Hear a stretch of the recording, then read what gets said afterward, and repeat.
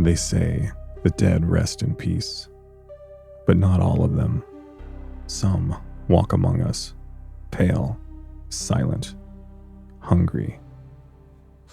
From the shadows of forgotten graves and the fog-choked forests of Eastern Europe to the neon alleys of modern cities, they stalk. Blood is their curse. Immortality is their prison. They don't sparkle. They don't love. They don't ask permission. They don't haunt dreams. They tear through them, ripping, slicing, draining. They hunt in packs. They feed in silence. And when the sun sets, no one is safe. Welcome to Project Black Garden, a Monsters and Myths podcast. Season 2, The Snapdragon Files. Episode 18, file number 666. The Vampire. I'm your host, Michael. Shall we begin?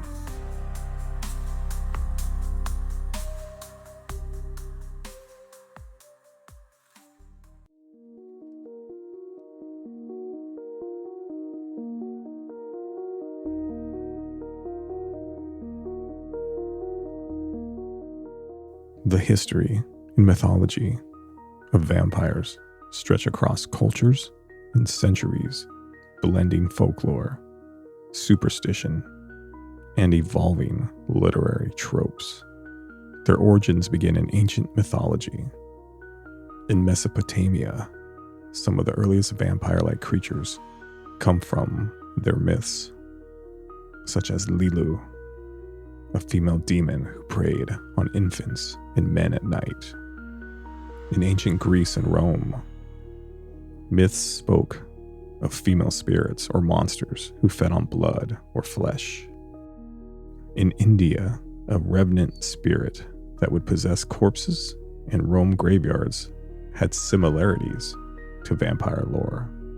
In China, the Jiangshi, a hopping vampire-like creature, was said to absorb a victim's life force rather than drink blood. But the modern vampire myth is most heavily shaped by Eastern European beliefs. After death, those who were unbaptized, committed suicide, or lived immoral lives were feared to return as vampires. These creatures would rise from the grave to drink the blood of the living, giving them certain traits, such as pale skin, fear of sunlight, garlic, and religious symbols, immortality, blood drinking, and the ability to transform into bats, wolves, or mist. With the only methods of preventing this curse was staking the heart, decapitation, burying bodies with a stone in the mouth, or turning them face down in the grave.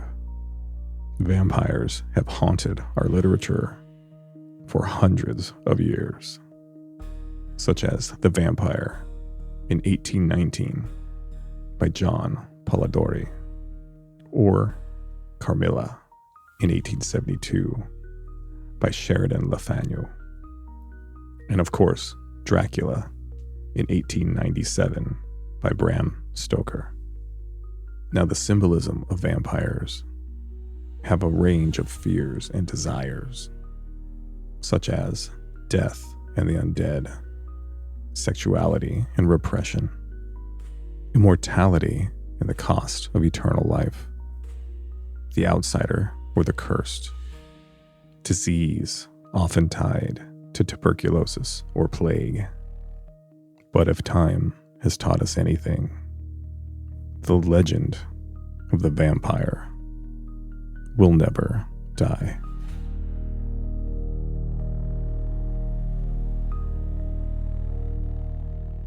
Now, when I first inherited my great-uncle's secret files, I knew there'd be an episode on vampires.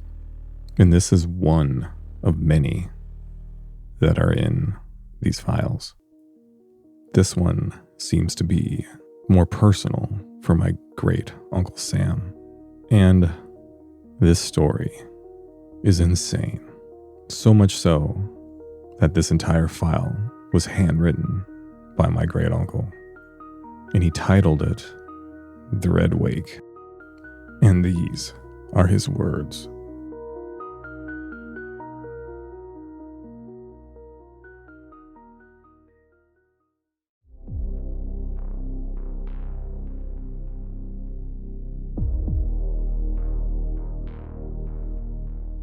The small coastal town of Kavala, Greece, had always lived by the sea and died by it. Storms, famine, shipwrecks, murder, but nothing prepared them for the emptiness. Nets returned full of tangled, bloodied clothing. No fish. Livestock turned inside out in barns. Local townspeople missing, presumed dead. Children began to have night terrors of a tall, handsome man with teeth like broken marble. By the time the Greek authorities managed to call in Special Ops Team Echo 7, a multinational special unit team that used to hire myself or a fellow member of Team Hell for certain unconventional threats and missions. But this time, I was rolling solo as I gladly took the reins of this special unit. I met the other 4 soldiers under starless skies just outside the ancient olive groves. With their night vision goggles and sweeping ultraviolet flashlights. There was Sergeant Bain. He was tall, dark, and British, and built like one of the biggest rugby players I'd ever seen. Staff Sergeant Stevens, South Korean, quiet and methodical. And 2 Greek soldiers, Staff Sergeant Elena and Private Flynn. After a quick assessment of each, we swiftly started on our journey. The first thing I noticed about Kavala was the way the city rises straight out of the sea, like a stone theater, layered in terraces that climb up the mountainside. It wasn't like a Greek port I'd seen in the briefing photos. This place felt old, watchful.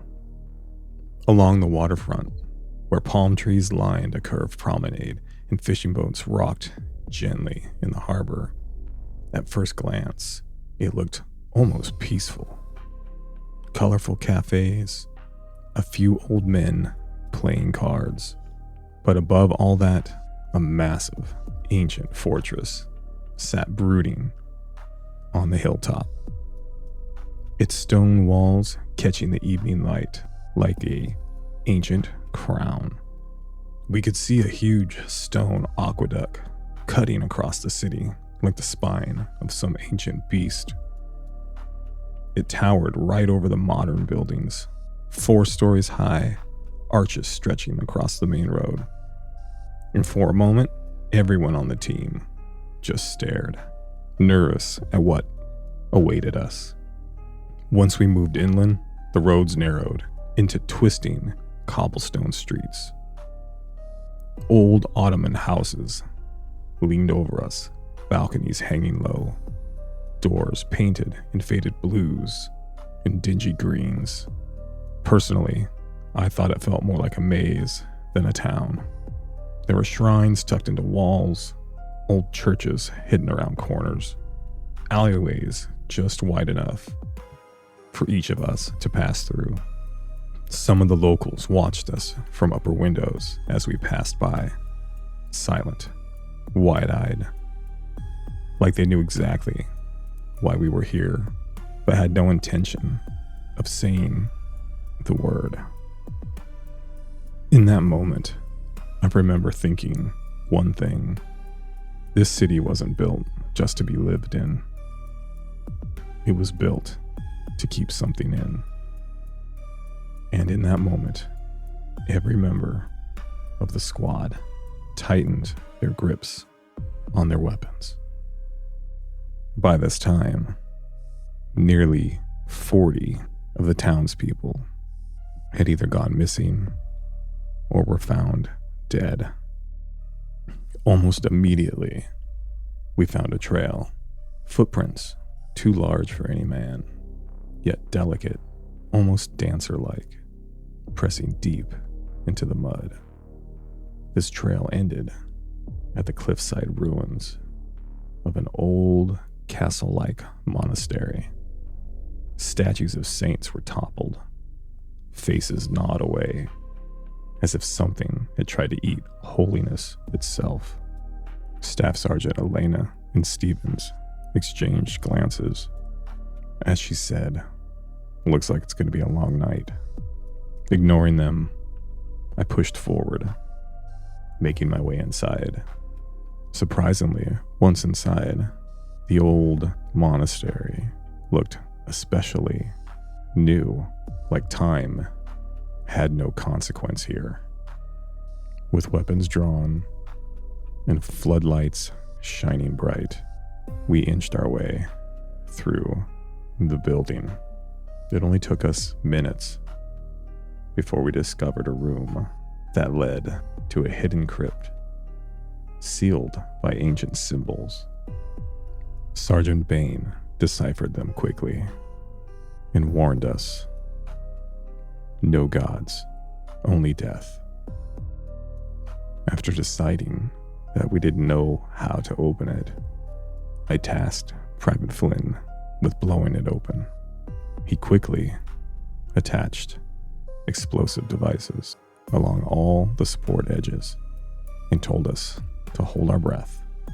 And right before he pushed the trigger to ignite them, the tomb slowly opened by itself. We all readied ourselves as we prepared to find corpses in the worst possible scenario. But instead, we found him. Tall and menacing, eyes like black embers that glowed with wicked, ancient cunning. His mouth split into a grin far too wide. Dark dreadlocks framed his impossible face. Skin like ancient porcelain, dressed in beautiful linen and gold thread of royal heritage. The creature stared at each one of us, slowly at first, but then speeding up as his eyes met mine with a devious smile. I knew immediately what we were dealing with. Vampire. But I'd never met one this old. Without hesitation, he pushed forward, floating toward us. Team Echo 7 fell back in a circle formation with weapons drawn and the special UV flashlights directly positioned on his upper torso from all sides. His otherworldly appearance threw me off my game, and I nervously demanded, "Hands where I can see them." The vampire cocked his head, amused almost, and in the most mocking tone, he said, "You point your little iron sticks, but your heart betrays you all. It drums loudly. You fear me. You all fear me. As well you should." Sergeant Bain, with a tightened jaw, asked, "Who the hell are you?" The vampire responded, "I had many names, horum acet. The pallid regent? To your priests, I was the curse upon Ra's golden sons. I've drained dynasties, emptied kingdoms. You are only men. He moved again, so gracefully it seemed the shadows bent to cradle him. And he continued, did they send you to kill me, little commander? I swallowed hard, ready for his attack. But he continued, you will break. You all break. Blood remembers its master. Sergeant Bane took a quiet step forward and threatened, not tonight, monster. The vampire slightly tilted his head and said, we shall see. I quickly interrupted. You're going to tell me what I need to know. How long have you been here? The vampire's stare found me again, glowing softly through the shadows.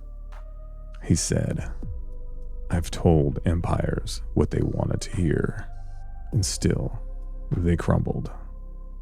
I shook my head and said, that's great. You've killed innocent people. You want to keep breathing? You start giving me the answers. It smiled even wider. Breathing? Oh, my dear commander. I haven't drawn breath in over 3,000 years. But you breathe like a hunted thing. Loud, fast, delicious. Sergeant Bane leaned in, cutting me off once again, and he grumbled, you're contained, trapped. You're nothing but a relic on a leash. The vampire's smile faded, and he quietly threatened, you think you've leashed a god, but I am not trapped here with you. Sergeant Bane, you're trapped in here with me. Before I could react, all our UV lights burst, leaving us in complete darkness. He vanished immediately, reappearing behind Staff Sergeant Stevens, ripping out his spine in one brutal motion. A spray of arterial red painted the broken scene. Chaos erupted everywhere. Private Flynn unloaded a full magazine. Bullets stitched empty air before the vampire reappeared, slashing his chest wide open. He was then dragged across the ceiling, his boots kicking until silence. Staff Sergeant Elena hurled a grenade. The explosion sizzled against undead flesh, forcing the vampire to retreat with a hiss that shook dust from the rafters above. And for a brief second, we thought we had actually done something. I roared out orders, trying to regroup, but the creature was everywhere, his laughter echoing impossibly from every wall and crevice. At one point, I turned just in time to see the vampire cradling Sergeant Bane's head, whispering, "Sleep, little lamb," before snapping his neck like dry twigs and drinking blood that poured from the wound. Sergeant Elena and I repositioned ourselves, dug our boots in, and attacked. Sergeant Elena tackled him from the side, driving her large silver knife up under its ribs. The vampire screamed, clutching her head, trying to rip her skull apart with sheer force. Blood ran from Elena's nose and ears as she screamed back, her eyes wild with fear. I pulled my sidearm, jammed it under the creature's jaw, and fired until the magazine clicked empty. The vampire's skull exploded in a shower of black, its body twisting, convulsing. With one final inhuman shriek, it collapsed into a pile of rotting robes and ash. Quickly, I pulled out a flare and ignited what was left, letting the flames burn wildly, trying to catch my breath. Sergeant Elena started to weep, clutching her wounds as she tried to walk up to me, slipping in the pools of blood everywhere. And just before she reached me, she fell to the ground, revealing 2 puncture wounds on her neck and another bite on her left wrist. Her eyes closed, and just as I thought she was dying, they fluttered back open, her irises now molten red and hungry. I tried to reload my sidearm, but it was too slow. With monstrous speed, Staff Sergeant Elena smashed me aside, grabbed what was left of Sergeant Stevens, and vaulted out through a shattered window into the moonlight. A few days later, on a neighboring island, 3 bodies were found in a fishing boat, bloodless and ravaged. To this day, locals speak of a woman who walks the cliffs, singing in a voice older than the sea. The god was slain, but his daughter now walks the coast, and she is always hungry. I spent more days than I prefer to admit looking for Staff Sergeant Elena to either end her or possibly save her. And though we've had a few close encounters, I've never officially come face to face with her ever again.